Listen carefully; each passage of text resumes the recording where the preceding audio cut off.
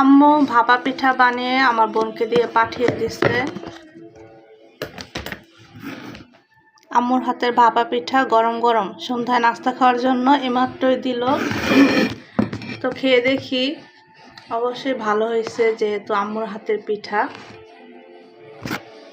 তো আমার চাইতে কিন্তু ভাপা পিঠাটা আমার বোনের বেশি পছন্দ। আমার ভাপা পিঠার চাইতে চিতই পিঠা পাটিসাপটা পিঠাটা বেশি পছন্দ। তো একদম কিন্তু গরম গরম ছিল। তো আমি সব রেডি করতে করতে ঠান্ডা হয়ে গেছে।